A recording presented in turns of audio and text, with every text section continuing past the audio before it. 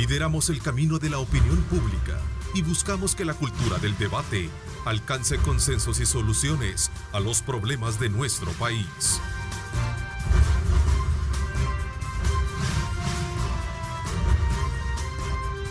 Diálogo con Ernesto López.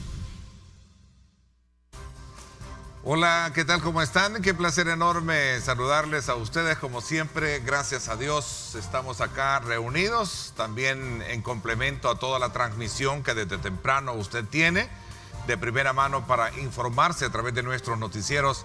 Ahora le damos paso desde luego a este espacio en el cual vamos a hacer análisis pertinentes sobre temas importantes de país. Por esa razón le damos a usted la más cordial bienvenida. Recuerde colocar a Dios en el centro de sus actividades para que en la presente semana usted pueda cumplir con sus metas y también sus objetivos. Esta mañana en el estudio haremos un repaso sobre la necesidad de fortalecer la base laboral pública en nuestro país, teniendo como referencia una ley que evite el nepotismo y, por supuesto, otros males que aquejan la administración pública. FUSADES ha sido enfático en sostener que en el país debe de existir una ley que permita hacer las regulaciones y pertinentemente lograr la eficiencia dentro de la asignación de plazas públicas. Ese es el tema que vamos a tener esta mañana acá en nuestros estudios. Nos acompaña la licenciada Marjorie de Trigueros. Ella es investigadora del Departamento de Estudios Legales de FUSADES. Bienvenida, Marjorie. Gracias por acompañarnos. Muchísimas gracias. Es un placer estar hablando, como usted bien lo dice, de un tema de país. ¿Cómo garantizamos que las mejores personas estén en el Estado? Así es, en efecto. También me acompaña Mónica Tobar. Ella es investigadora del Departamento de Estudios Políticos de FUSADES y quien ha hecho precisamente un estudio bastante específico, ¿no?, sobre esta materia, de la cual vamos a conocer esta mañana. Bienvenida, Mónica. Muchas gracias y gracias por la oportunidad de presentar y compartir con ustedes un poco el trabajo que desde FUSADES estamos impulsando. Será muy interesante. También vamos a resaltar un poco aquellos aspectos que tienen que ver con las decisiones que hoy con la nueva administración desde luego se han conocido y que tienen que ver con el punto neurálgico de este tema, cómo evitar para futuras administraciones la colocación de favoritismos, ¿no?, familiares dentro de la administración pública. Así es que son aspectos muy relevantes. Pero antes también de poder darle continuidad a este tema, o la iniciativa a este tema, quiero presentarles a continuación una carta que recibimos de parte del licenciado Martín Salvador Morales Somoza. Él es abogado representante del licenciado Mario Ernesto Salaverría Nolasco. Y esto es precisamente correspondiendo un poco a su derecho de respuesta, asignado luego que el licenciado Antonio Salaverría estuviese acá en el programa haciendo ciertas valoraciones con relación a un proceso judicial en la que se vio afectado y que desde luego él llamó con nombre y apellido de personas que estaban tratando la manera de entorpecer el cumplimiento de esa sentencia judicial. Voy a darle lectura en honor precisamente a el derecho de respuesta que nosotros como medio de comunicación bien hemos asignado, pero tuvieron a bien enviarnos esta carta, dirigida precisamente a el director ejecutivo del Grupo Megavisión, el licenciado Freddy Ungo, dice San Salvador, 28 de junio de 2019.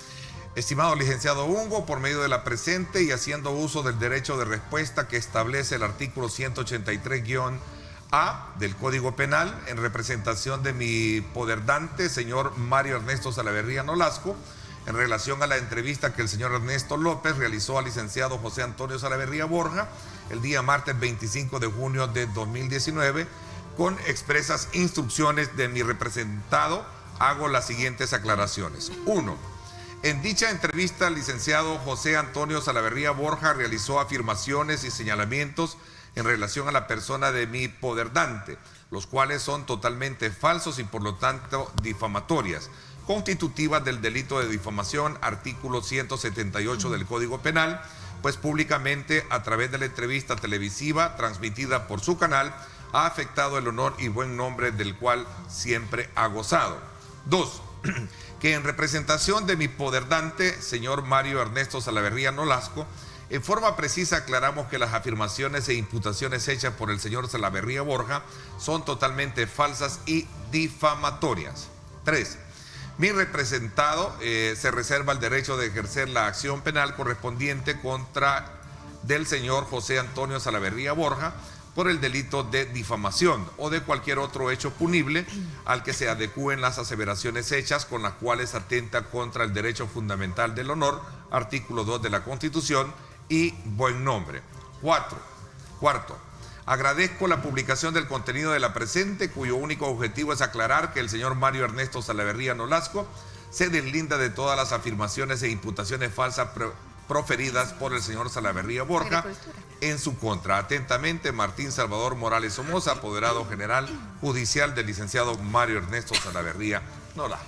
Estamos por cumplimiento un poco y en correspondencia al derecho de respuesta, pero también le cedemos el espacio abierto para su equipo o para el señor Mario Salaverría para venir y hablar precisamente bajo esos mismos cánones del derecho que le asiste para poder desligarse de cualquier aseveración y de la cual se haya sentido afectado con esa entrevista. Ese es el papel de nosotros como medio de comunicación, abrir los espacios también ponderantes para que exista el derecho de respuesta. Aclarado el punto. Bueno, nuevamente, bienvenida, gracias por acompañarnos. A ver, cuéntenos un poco este tema de el debate de una ley de función pública.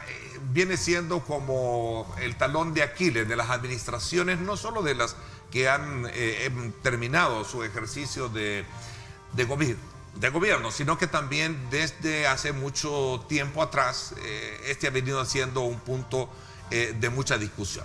Cuéntenos un poco para ponernos en perspectiva, Marjorie. Excelente, muchas gracias.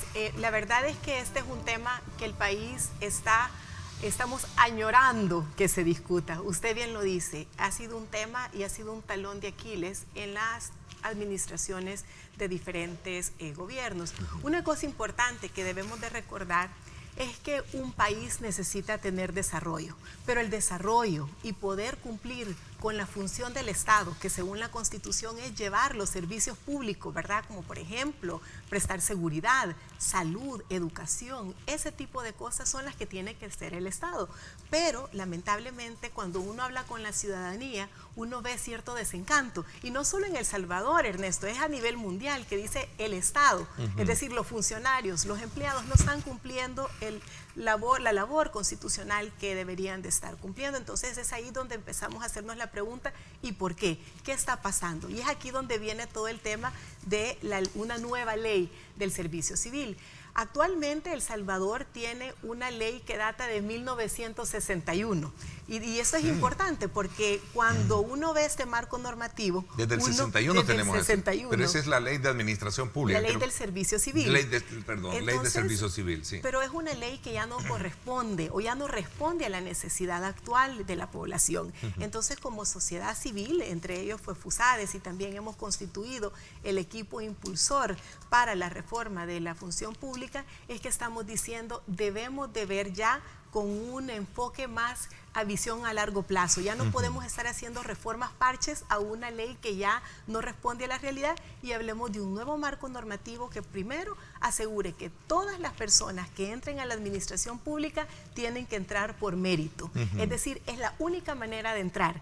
Y eso es lo que ha estado ausente muchas veces. Hay que decir, hay muchos empleados públicos que son de primer nivel y qué bueno por ello. Pero también hay una gran cantidad, y ya Mónica nos va a contar más adelante, que son personas que realmente no han llegado por esa puerta grande de entrada que debería de ser el mérito. Entonces, esta discusión, el día de ahora, pues queremos compartir con la población, es que si hay una ley que nos debería de interesar a todos, porque nos afecta a todos los salvadoreños, es la ley del servicio público. Es interesante. A ver, antes de poder entrar en detalles así muy particulares, quedarme un poco que esta ley de servicio civil que data desde el 61 es la que no ha tenido, creo que ha tenido cierta reforma, pero no en la sustancia, digamos, como verídica, que es parte del anhelo que se tiene.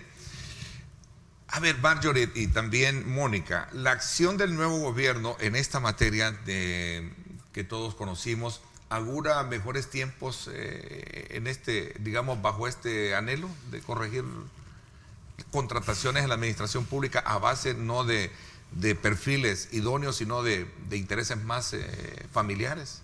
Creo que hay que ver varias cosas. Cuando uno ve el plan Cuscatlán, que es el plan de gobierno pues, de la nueva administración que ahora está en el Ejecutivo, uno puede ver con buenos ojos que ahí claramente establecían que van a impulsar una reforma, que van a impulsar una nueva ley, un nuevo marco normativo que responda a esa nueva realidad y que el mérito y la aptitud sea justo el elemento que van a ver para poder contratar a un empleado o a un funcionario público.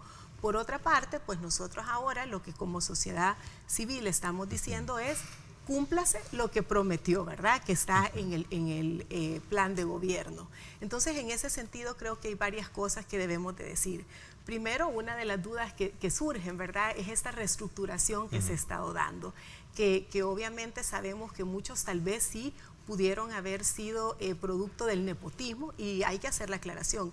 El nepotismo realmente es corrupción. El nepotismo es cuando una persona llega no por mérito, sino por amiguismo. Y eso es lo que ya no es una opción en el país. Ya los salvadoreños estamos cansados que eso sea una puerta de entrada a la administración pública y queremos ponerle un fin. Y por eso es que estamos en esta discusión este día y en todo este tiempo que hemos estado impulsando esta reforma. Ahora bien, ahora lo que hay que ver es que cuando este tipo de reestructuraciones se hacen, Ernesto, hay ciertos elementos que deben de estar. Toda, digamos, desvinculación con la administración pública tiene que seguir un proceso. Tiene que haber derecho de audiencia, tiene que haber derecho de defensa. Y el problema que estamos viendo es que ha habido tanto desorden por esta falta de normativa clara, porque hay muchísimas leyes que regulan la administración pública. Está, bueno, la Constitución, que es la ley marco, pero está la ley del servicio civil y hay muchísimas otras leyes y hay también leyes de carreras especiales, y esa dispersión de leyes es lo que ha permitido que haya un desorden. Entonces ahora el problema es de que no hay una regla clara de cómo cada caso, ¿verdad?, tendrá que verse particularmente para ver cuál es el proceso que se debe de seguir. Entonces nosotros creemos que este es un momento ideal. ¿Y cuál es la mejor manera de saber si hay un compromiso o no contundente en contra del nepotismo? Bueno, es que no se habla a nivel de discurso, sino que se habla a nivel de acciones concretas. Ok, Mónica, ampliando el punto, ¿bajo qué interés FUSADES llama la atención en esta materia? Cuéntame. Bueno, justamente por lo que Marjorie ya comentaba, creemos que es un momento idóneo para comenzar a retomar este tema, posicionarlo en la agenda pública y principalmente como FUSADES generar evidencia sobre por qué es necesario reformar la función pública. En este sentido, el Instituto Nacional Demócrata junto con FUSADES hizo el esfuerzo de hacer una investigación para identificar cuál es el panorama actual, cuáles son los retos, cuáles son las oportunidades y en qué sentido se puede empujar una transformación al servicio civil en el país. Solo recordar y ser bien enfática en lo que Marjorie ya mencionaba, que a veces creo que perdemos de perspectiva que la función pública es un tema que nos afecta a todos. Es decir, cualquier iniciativa gubernamental, cualquiera, ya sea diseñar una política o prestar un servicio, está a cargo de los servidores públicos. Entonces, es crucial que contemos con personas que estén capacitadas para poder desempeñar adecuadamente su cargo y que el Estado el gobierno genere condiciones apropiadas para atraer a los más aptos, pero también para retenerlos, para que existan condiciones favorables para que las personas que así lo deseen puedan hacer su carrera dentro de la administración pública y servir. Esto está vinculado no solamente con la ley, este es el primer punto de partida, por decirlo así, ya Marjorie lo platicaba, hay demasiado desorden, la dispersión legal es muy grande y esto genera espacios para todo tipo de prácticas. El nepotismo, que es lo que ha estado más en agenda de discusión recientemente, pero también el clientelismo, la corrupción, va generando espacios que son aprovechados no para la mejora, sino para ir socavando la capacidad que tienen todas estas instituciones de responder. Y esto al final, cuando una institución no puede responder a las demandas de la población, la gente no confía en las instituciones ni en el sistema democrático. Entonces se vuelve un círculo vicioso que para poder romper y empezar a pensar en un proceso de desarrollo de más largo plazo es crucial. Volver sobre el punto de la función pública. A ver, Mónica, para nadie es extraño haber tenido una experiencia o recibir de la administración pública algún dato que tenga que ver con ciertos niveles de deficiencia. Y no pretendo quizás generalizar con esta pregunta, pero quizás es la media hacia arriba, ¿no? Casi por lo general hay mucha queja, hay mucha deficiencia y pocos buenos resultados cuando logramos medir, digamos, esta administración. ¿Hay algún estudio, alguna investigación en particular que muestre indicadores al respecto? Bueno, en el país, y esto no es una cuestión solo de El Salvador, sino que a nivel regional, resulta bastante complicado porque hay poca cultura de evaluación de políticas públicas. Hay algunas investigaciones sobre la percepción que tienen los ciudadanos respecto a la calidad de los servicios. En este sentido, los países de Centroamérica están, bueno, a excepción de Costa Rica, que le ha apostado muy fuertemente a este tema, están a la saga, y uno de los elementos que justamente nosotros retomábamos en la investigación es al analizar qué está fallando, por qué estas instituciones no pueden responder de forma efectiva a las demandas de la población. Un elemento clave es la capacidad que éstas tienen para desempeñar su trabajo, y ahí entra justamente la función pública. En el caso de este factor, por ejemplo, si analizamos el índice de mérito, que es una medición que hace el Banco Interamericano de Desarrollo, los 3 países del Triángulo Norte presentan los peores resultados para el caso de la región centroamericana, y Costa Rica se encuentra en el extremo contrario porque, como ya decía, han hecho una apuesta clara de país por profesionalizar el servicio civil. ¿Esto a qué nos lleva? Como ya decía, introducir sistemas basados en el mérito conlleva una serie de mecanismos administrativos. Por ejemplo, la realización de concursos públicos, competitivos, abiertos, que son una herramienta para justamente transparentar el ingreso a la función pública y promover que las personas que tengan las mejores capacidades ingresen. Pero ¿qué es lo que vemos? En el estudio hicimos una revisión para el caso de los ministerios específicamente, porque por lo mismo de la dispersión normativa, la ley de servicio civil tiene una aplicación más amplia en estas instituciones. Entonces solicitamos información a través de las unidades de acceso a la información pública de los ministerios que estaban conformados hasta el 31 de marzo, porque sabemos que han habido algunos cambios desde entonces, pero nos enmarcamos en esto. ¿Y qué encontramos? Encontramos que durante los últimos 10 años, en promedio, solo el 39% de las plazas contratadas habían sido sometidas a concursos. Es un número bastante bajo, es como decir que solo 4 de cada 10 personas que ingresaron en ese periodo a los ministerios se sometieron a pruebas de selección. Entonces, ¿qué pasa con los otros 6? Puede ser que estas personas tengan capacidad para desempeñar sus cargos, pero puede ser que no. Entonces, creemos que algo tan importante como el servicio a la ciudadanía no puede ser una ruleta, no puede depender si tengo la buena suerte que la persona que contrato sea buena o no, sino que tenemos que tener criterios y procesos claros que nos permitan o que nos den cierta garantía de que las personas van a poder cumplir con su trabajo.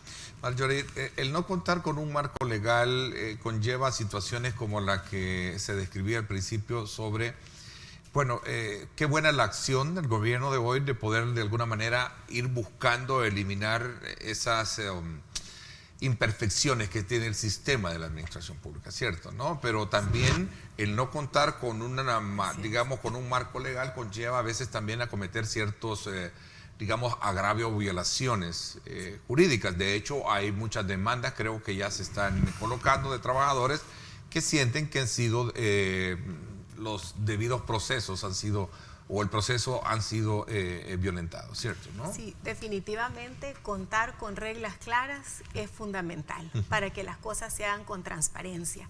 Una de las cosas más tristes, podemos decir, que ha pasado en el país es que esta ley desde 1961 ha sufrido reformas, pero las reformas no han sido suficientes para garantizar justamente ese mérito. Entonces ahora, cuando nosotros vemos que un nuevo gobierno llega, decimos, ok, tenemos ahora la oportunidad que ya hay un proyecto de ley moderno que garantice el mérito. No es perfecto el proyecto que está, pero creemos que debería de iniciarse la discusión y luego decir, ok, se ha hecho esto en el pasado, pongamos un alto, porque está bien que se corrija lo anterior, pero ¿cómo prevenimos de que se siga haciendo? Nosotros como FUSADES y como parte del equipo impulsor para una reforma de la función pública, creemos que necesitamos una nueva ley que dé reglas claras y que corrija cosas del pasado. Y le comento un poco, lo que ha ocurrido es que esta ley ni siquiera tenía un ente rector, es decir, no había aquel, si nos vamos al fútbol, digamos, no tenía un referee que estuviera ahí o un árbitro pitando si había una falta. Entonces, cuando una ley tan importante como garantizar que los mejores lleguen a dar los servicios públicos no tenía esa institución que estuviera velando para que se cumpliera, entonces esto ha sido una de las debilidades más grandes que ha tenido toda esta, digamos, este pasado en cuanto a la función pública de El Salvador. En este nuevo marco normativo, una de las cosas que nosotros vemos muy positivo es que se va a incorporar esta nueva institución. Segundo, otra cosa que no ha tenido la ley anteriormente, Ernesto, es el tema de evaluaciones de desempeño. Es decir, que se contrataba, pero una vez que se contrataba, no se evaluaba periódicamente cuál había sido su desempeño. Y eso es importantísimo porque la evaluación de desempeño le permite a uno ver si hay áreas de mejora, entonces hay que tomar acciones para capacitar.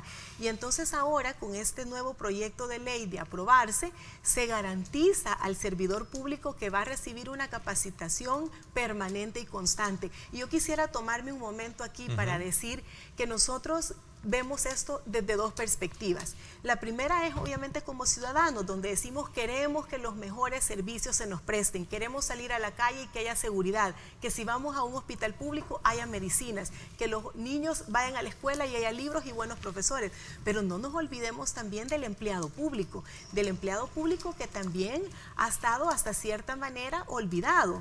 ¿Por qué? Porque muchos servidores, se les hizo una encuesta en 2010 que fue bien interesante ver, porque cuando usted veía los resultados de esta encuesta que se le hacían a los mismos empleados públicos, decían lo mismo que decimos la sociedad civil: no hay mérito, los ascensos se hacen por cuello, decían, aquí no hay incentivos para capacitarnos, se mandan a las capacitaciones a los más cercanos al titular y muchos entran sin mérito. Entonces, cuando nosotros vemos como país, todos queremos lo mismo. El problema que ha pasado es que no nos hemos sentado a tener ese diálogo que se necesita y que ahora está la oportunidad en la Asamblea Legislativa para poder exigir que se apruebe un nuevo marco normativo. ¿Y cuál ha sido a criterio de ustedes el atraso que ha existido en esta materia?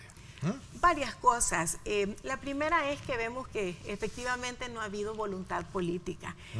Creemos nosotros que si hubiese una voluntad política realmente sólida y contundente, ya se hubiera empezado la discusión. Se creó una comisión ad hoc a inicios de este año en la Asamblea Legislativa, que es una comisión especial para empezar a discutir este proyecto de ley.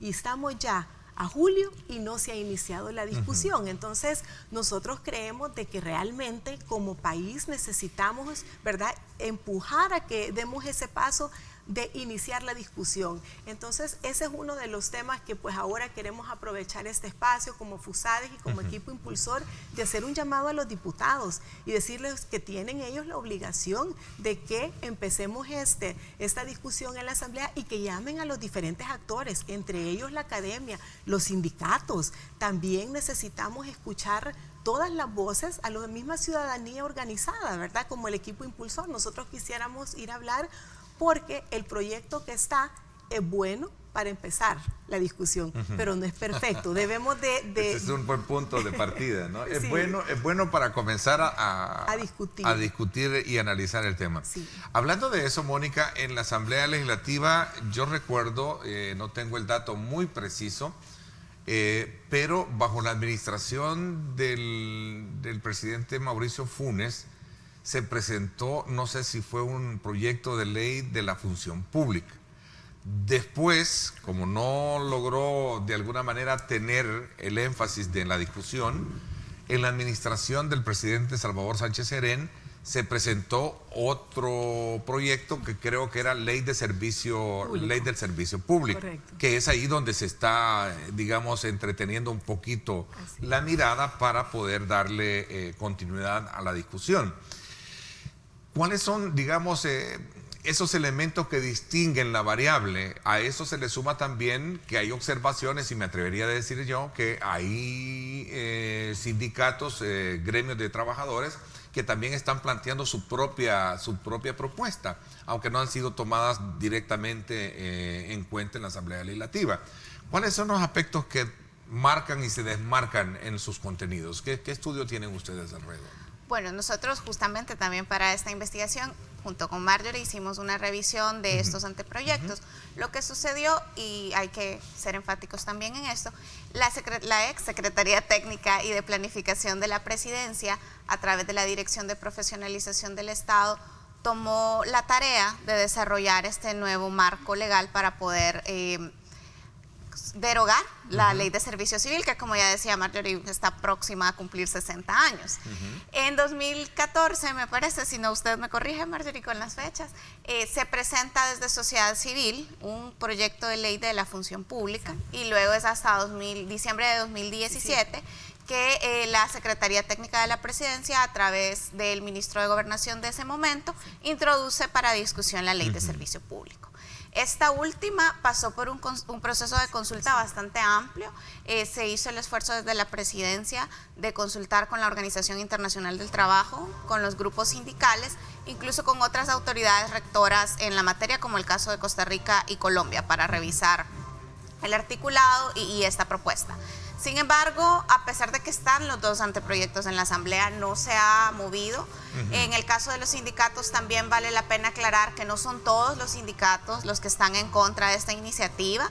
Creo que hay mucha desinformación y que en la medida en que empecemos esta discusión como país, podemos ir generando consensos que nos permitan empujar mejor esta ley que tanto nos urge. Ok, ¿cuáles son los aspectos medulares que plantean ustedes que debe de llevar y contemplar, digamos, ya en su esencia la nueva ley?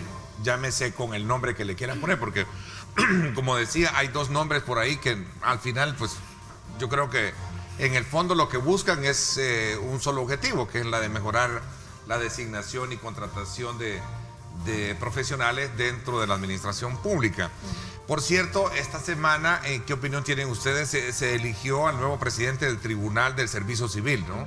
¿Verdad? Que es otro de los aspectos importantes que contempla y debe de contemplar una ley. En este caso, así como está la Ley del Servicio Civil, que es la que data desde el 61, es precisamente un tribunal del servicio civil, que es una instancia que tiene entre sus funciones dirimir denuncias de trabajadores del sector público y municipal, ¿verdad?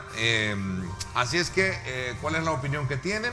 Voy a hacer una pausa comercial. Cuando regresemos, desde luego, vamos a seguir conversando sobre este importante tema. Aprovecho para invitarles a ustedes a que sintonicen hoy a las 6 de la tarde en directo con Ernesto López Radio. Vamos a conversar, Astrid Ábalos y este servidor, en la primera parte con el presidente de la ANEP, el licenciado Luis Cardenal. Vamos a hacer un examen a los temas de país en materia económica, en materia de seguridad y las perspectivas que tiene el sector privado de cara al nuevo gobierno. Eso será en la primera parte, Luis Cardenal, presidente de ANEP. Y en la segunda parte vamos a hablar precisamente sobre el tema del agua y otros aspectos que tienen que ver con la legislación. Estará como invitada Marta Evelyn Batres, diputada del partido Arena. Hoy, 6 de la tarde, en directo con Ernesto López Radio. No se lo pierda por 107.7 Fuego, estación del Grupo Radial Megavisión. Este es el informe del tráfico desde el Megadrón. Gracias a Seguros del Pacífico. Seguros del Pacífico te ofrece full cover y cero deducible en tu seguro de vehículo. Para más información, llama al 2283-0800 o contacte a su asesor de seguros. Vámonos entonces hasta el norte de la capital. Ahí está el sobrevuelo de nuestro Megadrone en el sector de la Troncal del Norte para que usted tome en consideración lo que significa el tráfico a esta hora de la mañana, cuando bien cae también el cafecito, ¿verdad? Gracias a usted que nos está sintonizando, desde luego a esta hora, ya dispuesto, viajando en su vehículo, gracias por sintonizar. También nuestra señal a través del Facebook y por supuesto también tome en consideración, si piensa desplazarse por esta zona, estas imágenes que gracias a nuestro patrocinador aquí se las damos de primera mano. Este es el informe del tráfico desde el Megadrón. Gracias a Seguros del Pacífico. Seguros del Pacífico te ofrece full cover y cero deducible en tu seguro de vehículo. Para más información, llama al 2283-0800 o contacte a su asesor de seguros.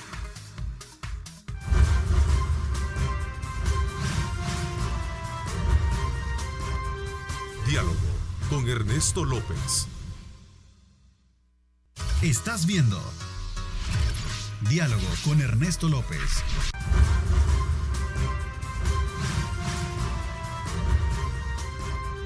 Diálogo con Ernesto López. Bueno, gracias nuevamente por estar con nosotros a esta hora de la mañana. Desde luego vamos a estar atentos a ver el curso de las disposiciones también que el gobierno de la República y las autoridades de seguridad pública, el gabinete, el día de ayer pues dieran de manera muy contundente algunas decisiones a raíz de las últimas acciones de violencia contra efectivos policiales y militares. Por cierto, será un tema también que vamos a aprovechar en el transcurso del programa de En Directo con Ernesto López Radio para tratarlo con nuestro invitado. Bien, continuamos con Marjorie de Triguero, investigadora del Departamento de Estudios Legales de FUSADES, y también Mónica Tobar, investigadora del Departamento de Estudios Políticos.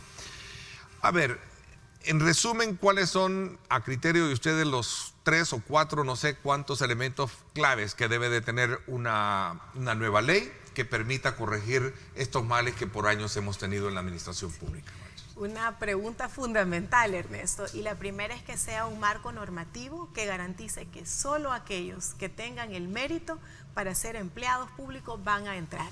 Es decir, que queremos establecer criterios, queremos establecer la idoneidad y la aptitud como puerta de entrada para la administración pública, y eso es algo que ya lo dice la Constitución. En 1983, la Constitución claramente en su artículo 219 establece que esto debe ser el criterio para entrar a la administración pública, pero la ley que data de 1961 es preconstitucional. Entonces, para poder garantizar este mérito, esta aptitud, debemos realmente poner los parámetros claros en la ley, y creemos que este proyecto que se está discutiendo cuenta con varios elementos importantes. Ahora bien, segundo, necesitamos también que esta ley genere incentivos para los mismos empleados públicos. Necesitamos garantizar que tengan capacitación, necesitamos que también ellos se sientan dignificados, porque ahora, y no me dejarán mentir, que muchos cuando dicen soy empleado o funcionario público y les da pena por la reacción que la otra persona dice, ¿verdad? Ya no es aquel orgullo de decir soy un empleado público y le sirvo a mi país. Y debería ser todo lo contrario, porque por lo general dentro de la administración pública se pondera un poquito más los salarios en comparación del promedio que podés tener dentro del dentro del sistema privado, ¿no? Sí. Debería de sentirse mucho más orgullo y mucho más ponderante el hecho de estar dentro de la administración pública. Y por eso creemos que esta ley debe de tener los incentivos para garantizar eso también, porque la verdad es que usted no puede tener una buena administración pública que no esté incentivada. Si nosotros vemos un Estado, el Estado no es que solo sea una institución, el Estado es la suma de sus servidores públicos, y por eso es que esta ley también debe de garantizar que se capaciten constantemente. Y luego también creemos que deben de haber evaluaciones de desempeño que no se dan, porque de la única manera que podemos ver a dónde está la debilidad y cómo ir mejorando esos aspectos es a través de las evaluaciones de desempeño. Y otro tema fundamental es ponerle ya un alto al nepotismo. Y yo quisiera tomarme un minutito para decirles que una de las cosas positivas de este nuevo proyecto de aprobarse es que claramente hay un artículo, quien lo quiera buscar hablar del proyecto, del artículo 61 del proyecto de ley del servicio público, que dice que el nepotismo está prohibido y dice que en el caso de incurrir en un nombramiento por nepotismo será nulo absolutamente de pleno derecho. ¿Qué quiere decir eso? Que ya lo estamos estableciendo claramente, que eso ya no va a ser que no hay una instancias opción. a las cuales pueda apelarse para poder Y muchas veces mi papá decía algo, y también un gran profesional que le tengo un gran cariño, que a veces lo obvio no se dice y como no se dice se olvida, y es obvio que el nepotismo es corrupción, pero si es necesario que lo pongamos en la ley, pues hay que dejarlo para que a nadie se le olvide. Mónica, ¿por qué el sector sindical ve con preocupación esta discusión que puede llevar a cambiar la ley vieja, es decir, la ley de servicio civil, por una ley nueva? ¿Por qué? ¿Cuál es la...? Yo primero creo que hay mucha desinformación en torno a la discusión de la ley de servicio civil. ¿En qué sentido? En el mismo desorden que tenemos, no solo a nivel legal, sino también administrativo. Hay muchos procesos que son arbitrarios, no solo la parte de la contratación, también los ascensos no cumplen con criterios claros. La remoción tampoco en todos los casos cumple con el debido proceso. La remuneración, o sea, son muchos elementos que son parte del sistema de la gestión del empleo a nivel público, que necesitamos comenzar a hablar, a transparentar, aunque sean discusiones difíciles. La parte de remuneraciones es una de las discusiones más complejas, ya usted lo mencionaba.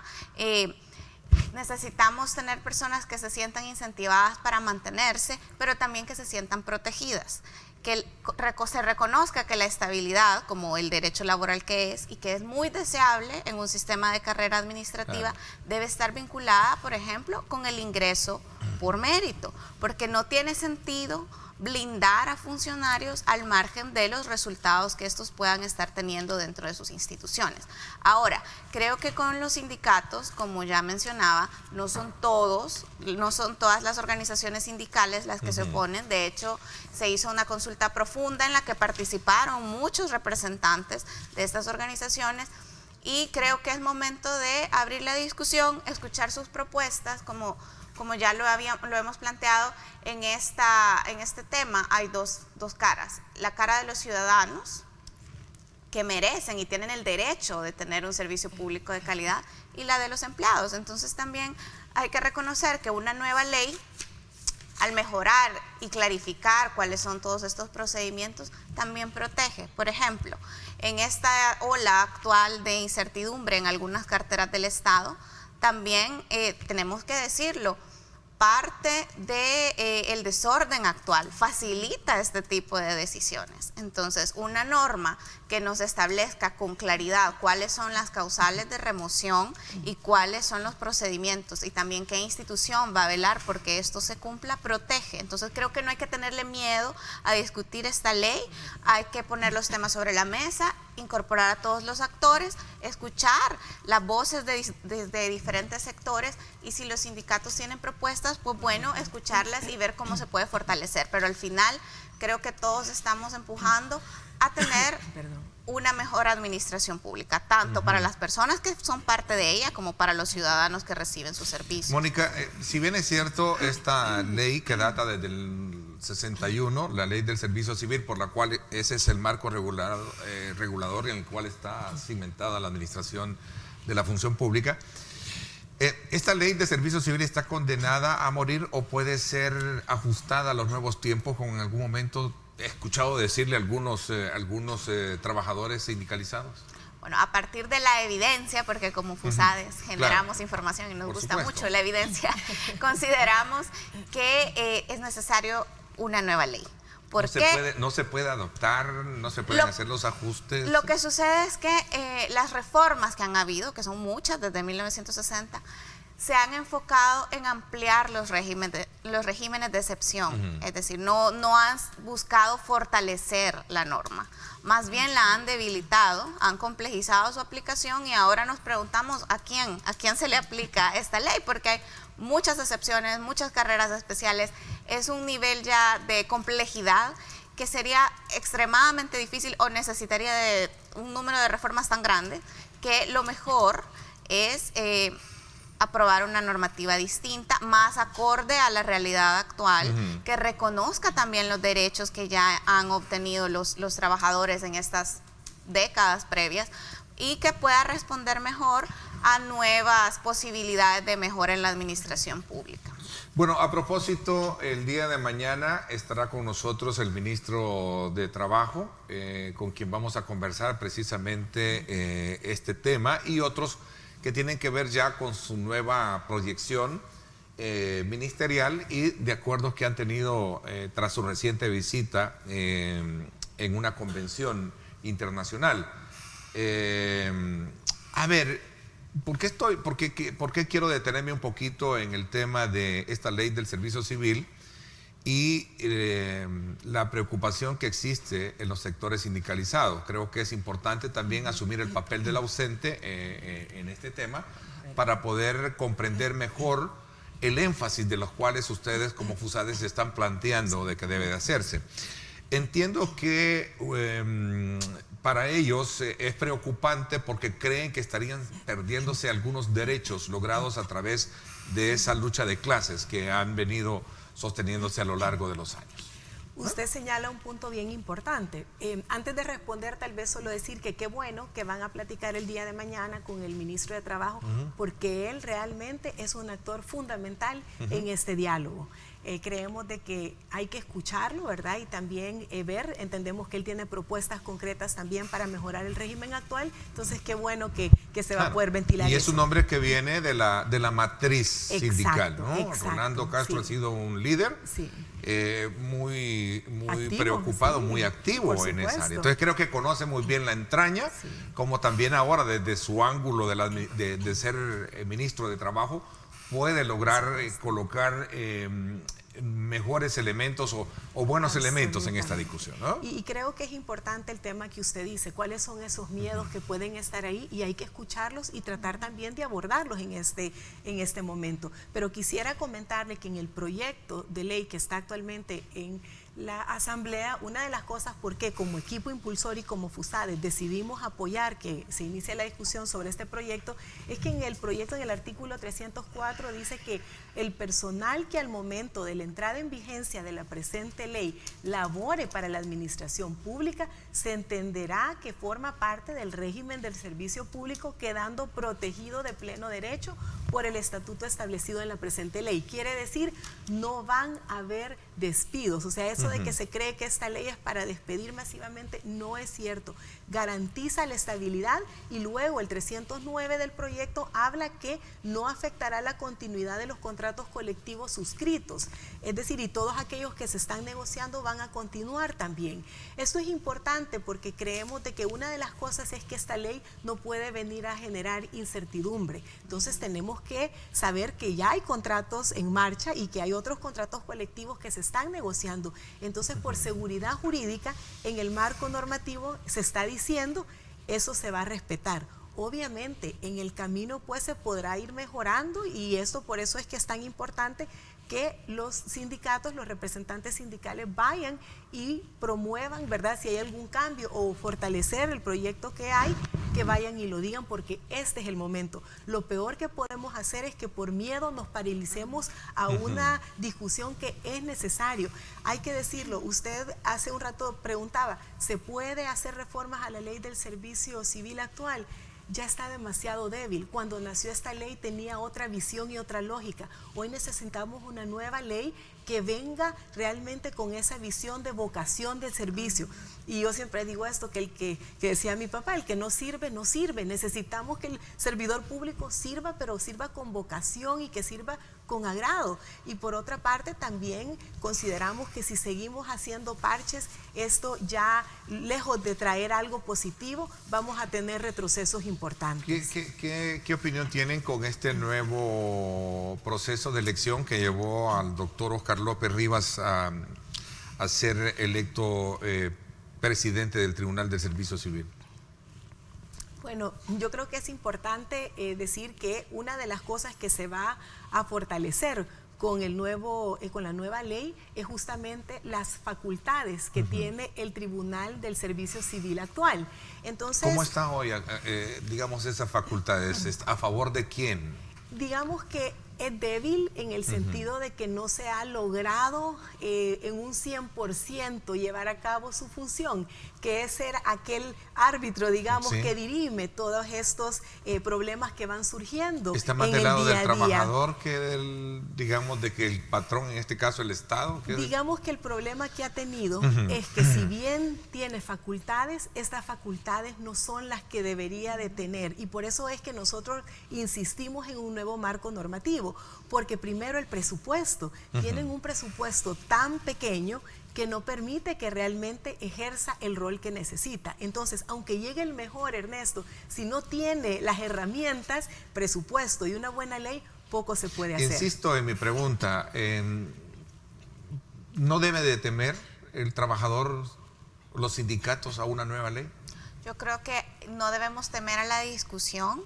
Por supuesto, tenemos que escuchar las inquietudes de todos los sectores, pero es algo que no se puede seguir postergando. Ya conocemos con claridad ya los resultados que ha tenido postergar este tema, que han sido impactos muy negativos, no solo para los ciudadanos, sino también para las personas que están al interior de la administración pública, porque muchas veces nos enfocamos excesivamente en la parte de la remoción, de que se van a suprimir empleos o se van a despedir personas, lo cual no es el objetivo de la ley, y también solamente es una parte de la gestión del empleo. Pero ¿qué pasa con una persona? Porque en el aparato estatal hay muchas personas muy comprometidas, muy buenas, que hacen un gran trabajo y sostienen las instituciones en las que se desempeñan. Pero ¿qué pasa cuando esa persona no tiene los incentivos para poder permanecer ahí? ¿Qué pasa si él o ella decide capacitarse, pero no tiene acceso a una oportunidad de ascenso porque se le otorga a una persona que no necesariamente cuenta con las competencias, que no se le está remunerando adecuadamente, o que a pesar de hacer su trabajo de la mejor manera posible, es removido de forma arbitraria? Entonces creo que no hay que centrarnos únicamente en la parte de la remoción de los trabajadores. Es una ley que persigue revisar de forma integral los componentes que integran la gestión del empleo. Hay un temor en el sector sindical, es precisamente, y lo decía en mi pregunta al inicio, perder seguramente todos aquellos aspectos que a través de las reivindicaciones ellos han logrado. Voy a poner un ejemplo, porque el caso de bonos, el caso de el escalafón que les permite a ellos de alguna manera poder ascender y tener mejores prestaciones. Y por supuesto el tema de salarios, que quieras o no, los salarios en comparación del promedio en el sector privado, pues hay una variable bastante considerable. Sí. ¿Qué postura tienen ustedes? ¿De esto también debe de cambiarse o debe de mantenerse para...? Actualmente, como están las cosas, si bien algunas instituciones reciben bonos o algún otro tipo de prestación adicionales a las contempladas a la ley, por la forma en la que está regulado, esto no es homogéneo. Nosotros en la investigación justamente hicimos grupos focales, platicamos con los empleados públicos, con los jefes de unidades de recursos humanos, y que nos decían, por ejemplo, dentro de los ministerios, puede ser que uno reciba la prestación de una canasta básica y el otro no. Entonces, o puede ser que una institución tenga bono y la otra institución no. Entonces creo que también como empleados públicos hay que procurar la manera en estandarizar este tipo de prestaciones, no solo por la parte fiscal que conlleva o el esfuerzo fiscal que conlleva pagarlos, sino también por una cuestión de armonizar los derechos a los que van a tener acceso estas personas. Ok, el tiempo se me fue. Quiero agradecerles el que me hayan permitido conocer la posición que tiene FUSADES con relación a este tema, que creo y estoy casi 100% seguro no va a tener mucha larga a partir de la nueva visión que ha inyectado el gobierno del presidente Nayib Bukele de poder volver más eficiente la administración pública, ¿no? Así es que, Marjorie, gracias por haberme acompañado. Muchísimas gracias, y solo aprovecho para decir que otro actor fundamental es el secretario de Innovación. Creo que de acuerdo a la reestructuración, él va a estar liderando el tema de la reforma y modernización del Estado, así que hay que también saber cuál es la visión que tiene hacia futuro. Bueno, y muchas gracias por la interesante. invitación. Vamos a generarle también invitaciones a él. Gracias, Mónica, también por haberme acompañado. Muchas gracias por el espacio. Por supuesto, me voy a la pausa en la segunda parte del programa. ¿Qué futuro le espera al Citrans? Vamos a conversar con el presidente de AEGAS, Genaro Ramírez, y vamos a hablar también de aquellos aspectos que tienen que elevar una discusión tan importante como es la prestación del servicio del transporte público, que creo que es digno de resaltarla, es parte fundamental en el quehacer de la atención no solo a sus usuarios, sino que también para la economía del país. Vamos a la pausa y regresamos con él.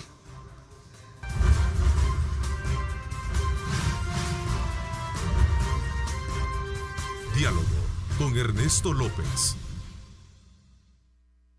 Estás viendo Diálogo con Ernesto López.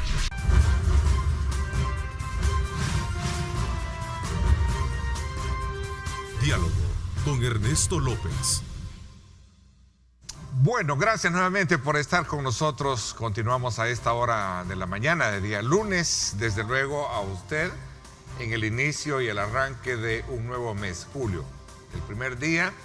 Y ahora, desde luego, en esta segunda parte del programa nos acompaña el presidente de AEGAS, Genaro Ramírez, a quien quiero darle la más cordial bienvenida, para hacer un examen sobre el transporte colectivo, aquellos aspectos desafiantes que por años hemos discutido. Y por supuesto vamos a tomar como referencia el emblemático sistema de transporte masivo, Citran, para San Salvador, y el futuro que le espera a esto luego de la sentencia emitida por la Sala de lo Constitucional y que traslada la competencia a la Asamblea Legislativa para que ésta pueda, de alguna manera, clarificar aquellos aspectos de la concesión del uso de la vía y por supuesto también del mismo sistema para ser operado por quien gane un proceso transparente y de participación abierta, la licitación. Genaro, bienvenido, gracias por acompañarnos. Con gusto, Ernesto. Gracias. Genaro, cuéntame un poquito, quizás un poco el tema de la seguridad en el sector. Antes de entrar a estos detalles, de los cuales planteaba, sobre todo por este acontecimiento triste, ¿no?, del asalto de la unidad la semana pasada y la violación de dos mujeres y el asalto que sufrió este bus yendo hacia Santa Ana y que trajo consigo desde luego el desplazamiento de los efectivos militares y policiales y la atención del gobierno para lanzar nuevas medidas al respecto. Cuéntanos un poquito cuál es la expectativa que tú estás viendo. ¿Es esto común, cotidiano, pero es bueno y valedero reconocer que se le está poniendo atención, desde luego, al tema de la seguridad? Yo creo que si unas cosas es de resaltar es la importancia que se le ha dado al tema de la seguridad, pero tal vez en esto hacer un poco de memoria, o sea, lo que pasó, yo no quiero menospreciar o minimizar lo que pasó el día viernes, si mal no recuerdo, con la ruta 202. Aquí nomás en Mexicano se dio un hecho más dantesco. Cuando un microbús le prendieron fuego con todos los pasajeros adentro y al que salía de la unidad lo asesinaban, le disparaban. O sea, la intención era o morían calcinados o morían como balaceados. Es algo parecido a lo que según describe el testigo sucedió ahí, ¿no? Pero al bus no le dieron fuego, Ernesto, no se dio la misma situación. O sea, yo venía haciendo un análisis desde hace mucho tiempo sobre el tema de la seguridad, que yo creo que ha sido uno de los puntos medulares. El tema de la seguridad aquí en El Salvador es un negocio de miles de millones de dólares. O sea, aquí por mucho menos han matado en este país, y mientras la delincuencia siga siendo un negocio, y te voy a poner nada más un punto de referencia para poderlo cuantificar y los televidentes entiendan, es el tema de las agencias de seguridad y las armas, por decirlo. ¿Cuántos agentes de seguridad hay en todo el país? Hay mucho más que policías. O sea, que cuestan alrededor entre 500 y 700 dólares diarios cada persona. Si tú esto lo multiplicas por esa cantidad, estamos hablando de varios millones de dólares al mes. Y ahora imagínate en años y en 10 años, 20 años que tenemos de violencia, cuánto ha significado de ganancias pues, para las empresas de seguridad. Incluso hemos llegado al cinismo de que los que venden ataúdes han protestado porque casi no hay muertos. Y eso salió en los periódicos, no me lo estoy inventando yo. O sea, aunque suene cruel, esa es la triste realidad. Hasta humorístico, perdóname si el término es mal aplicado, pero da risa, o sea, da risa humor pensar, negro, humor muy negro. Sí, da risa, ¿no? Da risa desde ese punto y me parece que tienes toda la razón, ¿no? O sea, como que hemos perdido un poco la sensibilidad, reconociendo de que detrás de todo esto hay un negocio de por medio, que es el que tú estás. Exactamente. Lamentablemente, esa es la triste realidad. O sea, hasta los que venden ataúdes, o sea, aquí ha surgido un montón de negocios alrededor de la delincuencia. ¿Vea? Increíble, o sea. Es común, es cotidiano encontrarse este tipo de, digamos, de situaciones de asaltos en las unidades de transporte colectivo. Los planes que en el pasado, yo recuerdo que se han lanzado desde la lógica de combatir este flagelo, no han funcionado, ¿no? En el pasado. Porque yo recuerdo que se lanzaron varios, ¿no? En el pasado, valga la redundancia, lo que pasaba es que siempre han habido personas que están alrededor de los que están gobernando que se han beneficiado de eso. Tú ves que detrás de todo esto hay un negocio.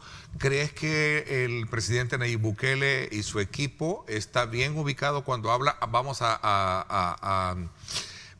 a atacar directamente el tema de las finanzas del AMPA, ¿no? Es que mira, yo creo que las decisiones, por ejemplo, que tomó, vea, amarrarse los pantalones, y en eso mi respeto, de tocar a uno de los sectores más impunes, más descarados que han habido en nuestro país, como son las telefónicas, que han robado a lo bruto, ¿verdad? O sea, desarmarles ese esquema de negocio que tenían en los penales. Yo, para mí, créeme, es aplaudible, ¿no? Es aplaudible. Sí, o sea, de hecho, la población... así como hay que señalar lo malo, yo creo que también hay que reconocer las cosas buenas. Amarrarse a los pantalones y decirle, aquí ya no van a haber preferencias, aquí no van a haber penales para un tipo y penales para otro, aquí van a haber penales y van a ir parejos a las mismas cárceles. No tiene por qué estar abriendo ese tipo de privilegios. Muy madura tu aseveración en ese sentido, y eres parte de lo que la mayoría de la población también está asimilando, ¿no? De que creo que esa actitud tajante del presidente frente a este tema creo que es bien recibida, ¿no? Es decir, cortar de una vez por todas la comunicación que es, de acuerdo a las investigaciones de las autoridades, de donde se filtra la extorsión, se filtran los homicidios, se filtran los ataques a los policías. Esa es la versión que tiene Esto simplemente te confirma lo que yo te dije en un principio, o sea, que la delincuencia ha sido un negocio para muchos. Aquí se está hablando de la comida, que incluso entre más presos, más comida se vende. Y es un negocio. Y alguien está haciendo mucha plata con eso. ¿Ya?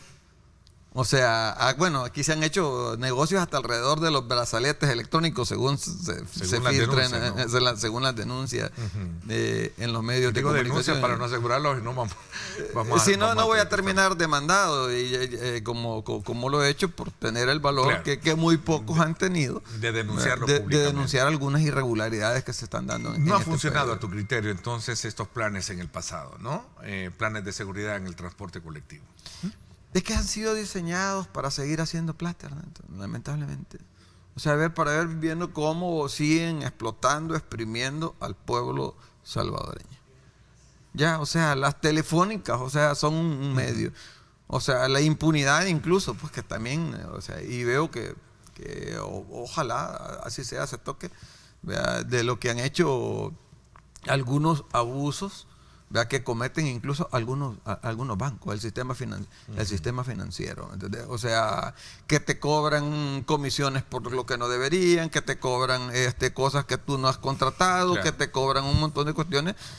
Los intereses, o sea, te ponen intereses sobre intereses, o sea, o comisión sobre comisión, seguro sobre seguro. O sea, hay un montón de cuestiones que no deberían de dar. Escucho de los sectores y de personas decir, bueno, aplaudir lo bueno, ¿verdad? Y si hay que cuestionar lo malo. Pero creo que en ese sentido, el presidente Nayib Bukele y su equipo está recibiendo, desde luego, el beneplácito de poder tomar el toro por los cuernos, ¿no?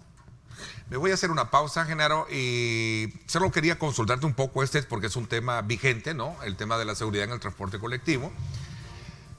Cuéntame un poco ahora sobre el tema del Citran, ¿no? A raíz de este proceso que ya, dejándolo a un lado, como este sistema articulado que se tiene, ahora está en manos de la Asamblea Legislativa. ¿Cuál es tu lectura ahora que esto se eleva y pasa a otra cancha, que es el proceso de licitación de la designación del derecho de vía?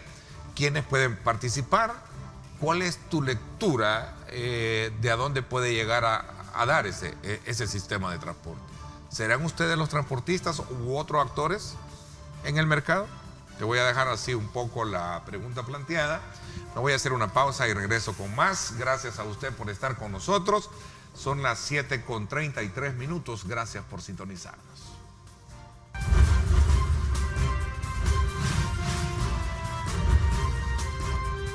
Diálogo con Ernesto López. Estás viendo Diálogo con Ernesto López.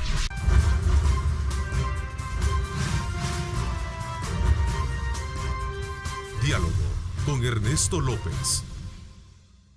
Bueno, gracias nuevamente por estar con nosotros. Vamos a aprovechar, entrar de manera muy específica a comprender mejor hacia dónde debe de apuntar esa discusión legislativa que existe a raíz de la sentencia emitida por la Sala de lo Constitucional referente al uso de la vía en el transporte, particularmente el Citran.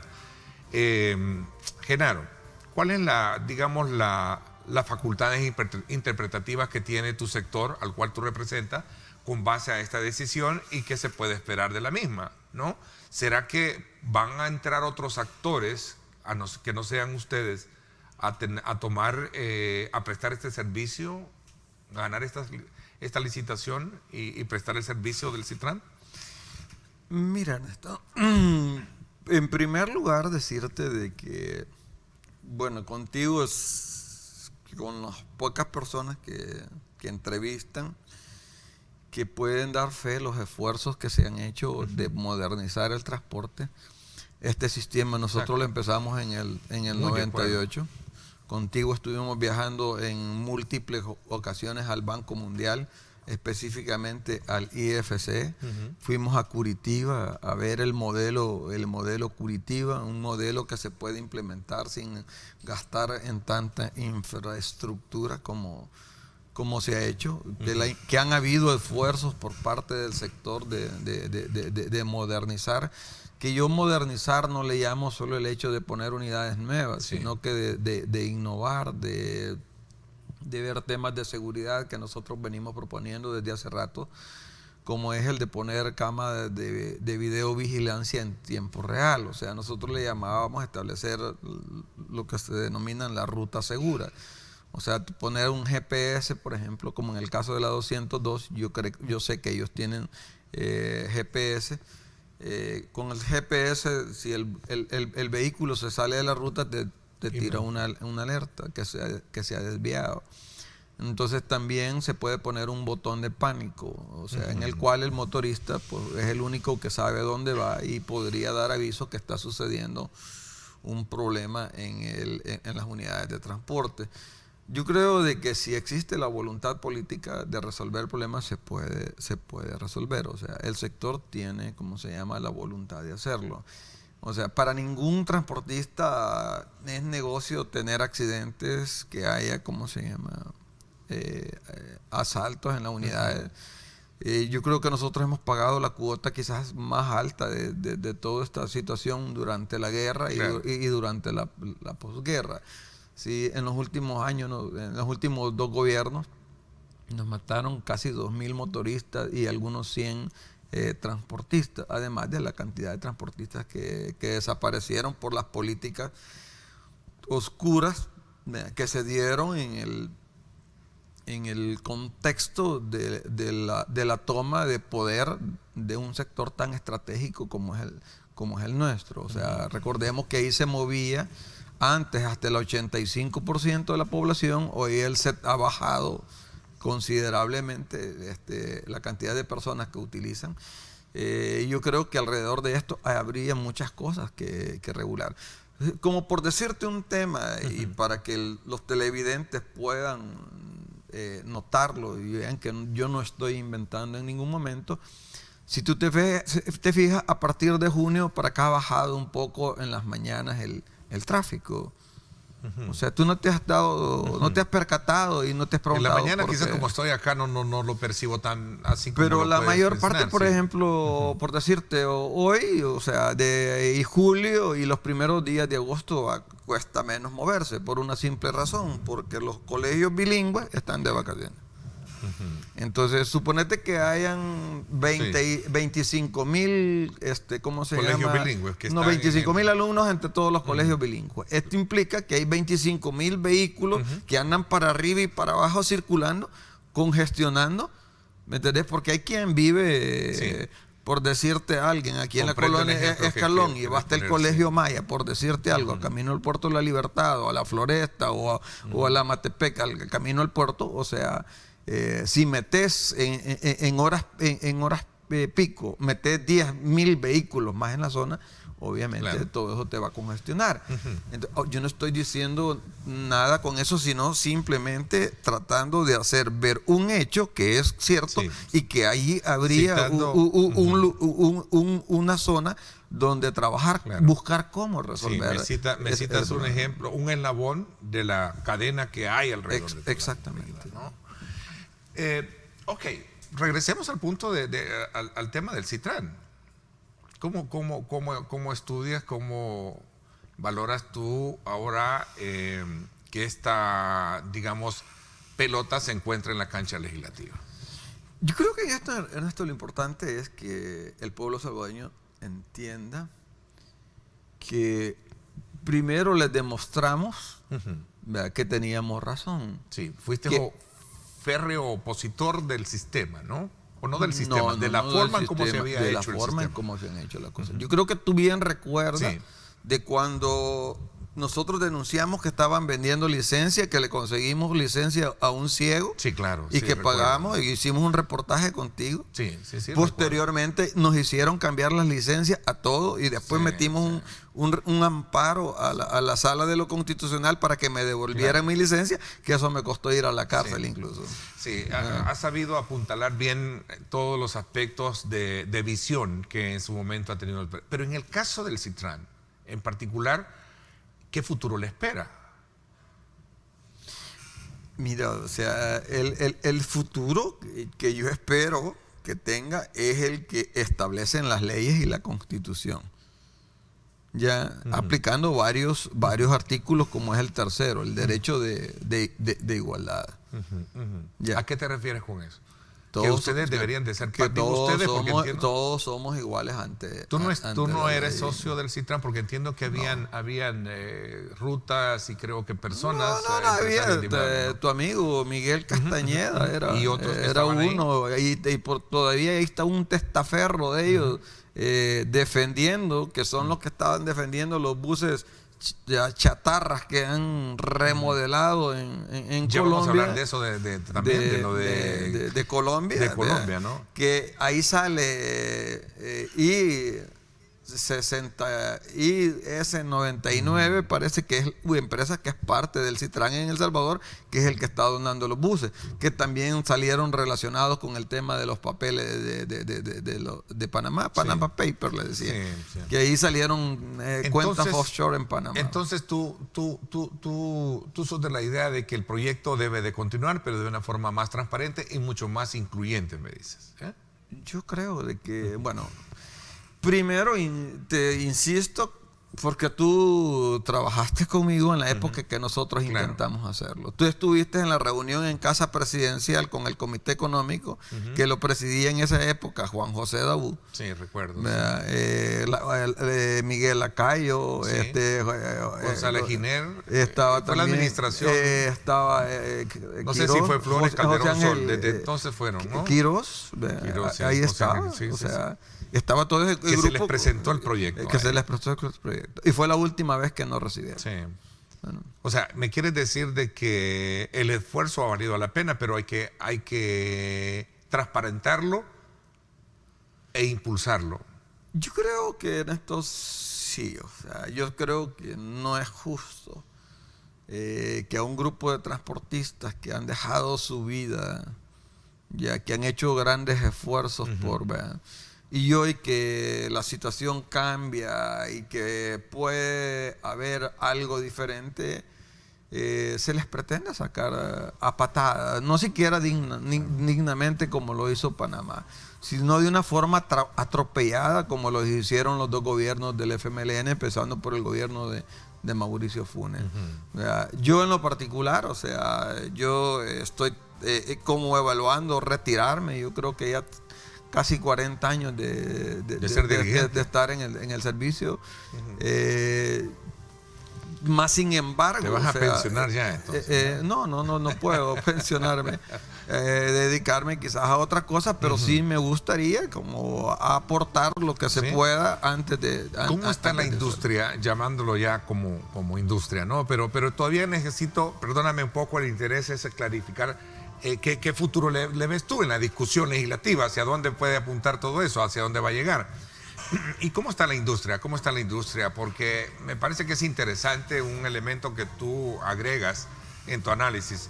Modernización no solo significa la introducción de buses nuevos. La modernización del sector transporte pasa primero por elevar a una administración más eficiente desde el punto de vista empresarial, ¿no?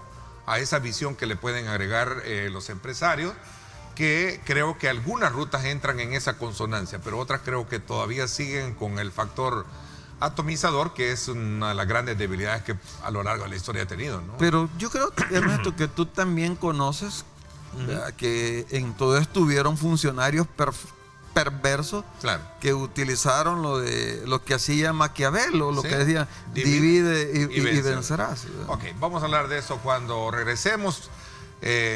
Gracias a usted por estar con nosotros. Recuerde sintonizar en directo con Ernesto López Radio. Hoy a las 6 de la tarde vamos a conversar con el presidente de la ANEP, Luis Cardenal, sobre temas de país. Vamos a hacer una lectura de estos primeros días de la gestión del presidente Nayib Bukele. Y por supuesto vamos a tener también un análisis sobre el tema del agua. Hoy a las 6 de la tarde, no se pierda, estará con nosotros la diputada Tita Baires de Arena, hablándonos sobre el tema del agua. Esto es a las 6 de la tarde, en directo con Ernesto López Radio.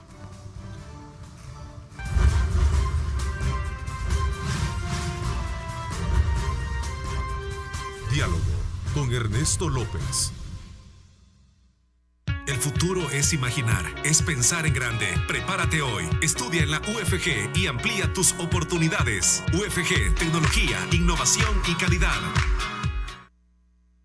Bueno, gracias nuevamente por estar con nosotros. A ver, cuéntame un poco sobre, ya para cerrar un poco el capítulo del Citrans, que creo entender de que la postura que tú como dirigente de AEAS has tenido no es de oponerse al sistema, ¿no?, sino a la forma en cómo se constituyó.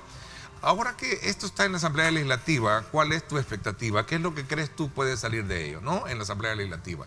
Tiene un año, según la resolución, para clarificar o establecer el marco legal para poder, de alguna manera, establecer el proceso de licitación del derecho de vía que en su momento ocupa para poder ser concesionado. Mira, yo creo de que quería que leer un poquitito bien a fondo la resolución. O sea, porque en la resolución pareciera ser como que la sala ya establece cómo, le dice a la asamblea cómo debe de hacerse la plana, que debe de darle oportunidad a todos, o sea, que no debe de haber gato encerrado como acostumbramos a decir. Pero yo más creo que aparte de lo que haya dicho la Corte, también aquí debería de haber una investigación alrededor del tema, porque aquí hay muchas cosas oscuras que se dieron alrededor, aparte de favorecer, de darle terrenos para terminales, de permitirles, ¿cómo se llama?, que le dieran terrenos de Fenadesal para guardar las unidades, que se regalara casi la mitad del Parque Centenario para hacer parada, que se diera otra parte del parque infantil también para lo mismo, que se tomara parte del arriate de ahí de la zona por San José de la Montaña, ya, enfrente del Banco Agrícola, que había una zona de parqueo que ya cuando existía una medida cautelar empezaron de escondidas, despacio a construir una terminalita ahí, ¿no?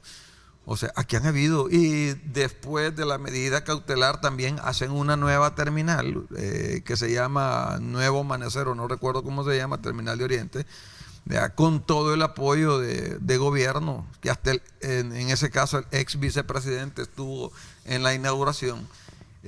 Prolongan el Citrán. Es la única ruta, ¿me entiendes?, urbana que puede entrar a dar el servicio a esa, ¿cómo se llama?, a esa terminal, violentando abiertamente lo que es el 110 de la Constitución, que donde habla sobre los monopolios. Y lo que se creó fue prácticamente un monopolio. Al permitir que únicamente las rutas del Citrán pudieran entrar a esa terminal, les estaban generando básicamente un monopolio.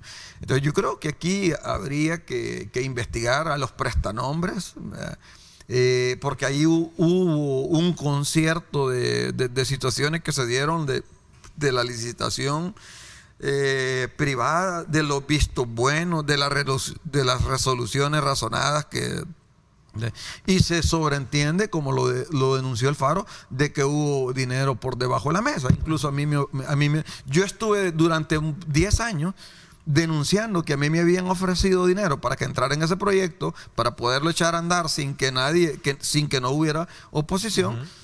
Y sin embargo, aquí nadie me quiso escuchar. Yo fui a interponer la respectiva denuncia a la Fiscalía General de la República de todo lo que se estaba dando, de las violaciones incluso a resoluciones de la Sala de lo Contencioso, y no se hizo absolutamente nada. Pero ahora, transcurridos los años, voy a correr en el tiempo también, ya se nos concluye, pero debe continuar bajo qué condición ahora, una vez interpretando bien, como tú dices, esa resolución.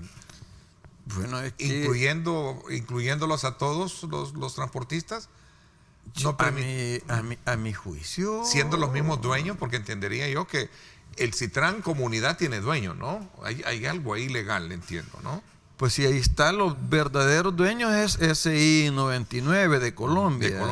De Colombia. Los verdaderos dueños es Alba Petróleo, que habría que investigar también quiénes están detrás del gobierno de Mauricio Funes, si hay o no. ¿Alba Petróleo es dueña de Citrán? Sí, o sea, Suez. Por ejemplo, ahí está un señor Mauricio Cortés Avelar, que era el representante legal de las más de 30, se llama?, empresas de Alba Petróleo, que era la cara visible de todos estos negocios. todas aquellas rutas que estaban fuera deberían de estar integradas, entonces, porque entiendo que se quedaron fuera muchas rutas del sector de Soyapango, San Martín, entiendo que ahora ya no están dentro de ese... Por eso, miren esto, o sea, yo creo de que hay cuestiones que son de justicia. Está como que al Canal 21, después de 20, 30 años de existir, vengan y le quieran quitar la frecuencia. Exacto, después de haber invertido, o sea, y les digan, miren, ¿saben qué? Fíjense que hoy yo estoy gobernando y le voy a dar la frecuencia del Canal 21 a Michero, y ya hubo un litigio en el gobierno de Mauricio Funes sobre sobre cierta frecuencia. Recuerdo, no sé, y radio también, ¿no? O sea, que lo que se pretendía era hacer un grupo, y lo que se pretendió hacer un grupo de afín a los que estaban alrededor del gobierno de turno, tener medios. Eso no puede pasar en el sector transporte, me quiere decir, ¿no? O al menos eso es lo que crees que no debería de pasar. Si es que si quieren sacarnos, yo creo de que hay mecanismos legales para hacerlo, ¿me entiendes? O sea, lo hay. No sé si es el 106 de la Constitución en el que dice que incluso pueden expropiarlo. Sí, pero eso es como elevar un poquito más allá la expectativa. Pero lo que puede suceder ahora es simplemente abrir el espacio de participación para que otros actores del sector participen, no actores ajenos. Es que mira, Ernesto, yo creo que del tema de si elevar o no la expectativa es el respeto o el no respeto a las leyes y a la Constitución, que es nuestra ley máxima. Sí. O sea, que creo que si seguimos haciendo cosas, vea, que parecen buenas, pero que en el fondo son malas, como pudimos demostrar en el tema del Citran, que algo que parecía bueno, ¿me entiendes? En el fondo lo que había era un plan perverso para apropiarse de un sector. Y te voy a recordar algo, y yo creo que una de las cosas que el pueblo recuerda, por ejemplo, como es la administración de pensiones, la privatización de la banca, la privatización de la distribuidora eléctrica. O sea, que fueron cuestiones que fueron dirigidas, que parecían buenas, pero ya tenían, ¿cómo se llama?, un propósito bien definido. Y que hoy, ¿verdad?, como el caso de las telecomunicaciones, ¿verdad?, hemos sufrido una serie de abusos. Vea que en los tiempos de Antel sigue el temor entonces de que pueda ser que hayan intereses más económicamente más fuertes para quedarse con el sector. Es que los han habido, Ernesto, los han habido y los van a ver. El problema es lo que no siempre ha habido, son personas que tengan el valor de ir a denunciar, vea, que se dedican a través de las redes sociales a decir, devuelvan lo robado.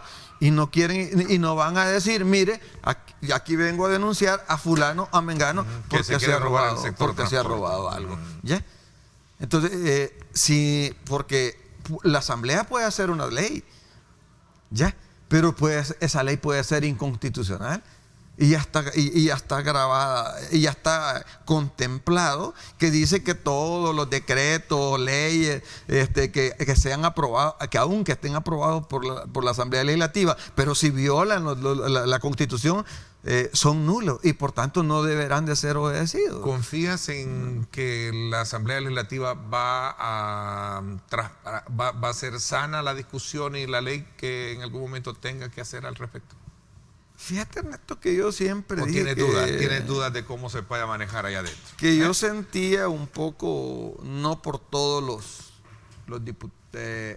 legisladores, pero yo vi cómo algunos legisladores, vea, como consumición, vea, le decían al viceministro que les diera permiso de utilizar el carril en ciertas horas. Sí. Vea, cuando... si ellos son el primer órgano del Estado, ¿me entiendes? Ellos pueden quitar viceministros porque les pueden armar un antejuicio. Claro. ¿Ya? Y aquí, sin embargo, a ese viceministro que estuvo 10 años, ¿me entiendes?, que a pura matonería, prepotencia, ¿ve?, aún con sentencias de la Sala de lo Contencioso y Administrativo, o sea, utilizó de papel higiénico la Constitución. Perdóname, a mí, con esa experiencia que conozco un poco, pese no a ser abogado, porque yo tengo una pregunta: ¿cuántos de los que tú entrevistabas antes de que la sala diera la medida cautelar, venían a decir aquí, a estos paneles de televisión, que el proyecto era inconstitucional. ¿A cuántos abogados escuchaste? Muy poco. O sea, y que tuvieran ese coraje de decir... Fuiste solo tú, de hecho eres siempre opositor de lo que fue forma. Yo no soy opositor. No, opositor a la forma en cómo se hizo. Yo creo que yo soy una persona que he sido objetiva y que les he dicho con la ley en la mano, y me he ido a los tribunales de justicia al máximo traje de cómo que las cosas se están haciendo mal. Me parece. Bueno, confieso que me quedé todavía con otros temas que abordarlo contigo, el tema del subsidio, que me hubiese gustado también conocer tu opinión, pero el tiempo se me fue. Voy a sugerirte pues que me acompañes más adelante para hablar de esos temas. Te agradezco muchísimo que nos hayas comentado tu punto de vista con relación al tema de la seguridad, que debe ser prioridad para el sistema de transporte, a evitar cualquier tipo de situaciones como lo que sucedió con los pasajeros que vivieron minutos de angustia tras el secuestro del bus en el sector de la ruta 202, y de otros temas como el Citrán. Gracias, Genaro, por haberme acompañado. A ti por la oportunidad de dirigirme a tus televidentes. Gracias, te agradezco muchísimo. Nos vamos desde luego despidiendo, agradeciéndole como siempre su fina atención. Los espero hoy en radio a las 6 de la tarde. Gracias. Pásenla bien y como siempre recuerden lo más importante, amar a Dios sobre todas las cosas. Lideramos el camino de la opinión pública y buscamos que la cultura del debate alcance consensos y soluciones a los problemas de nuestro país.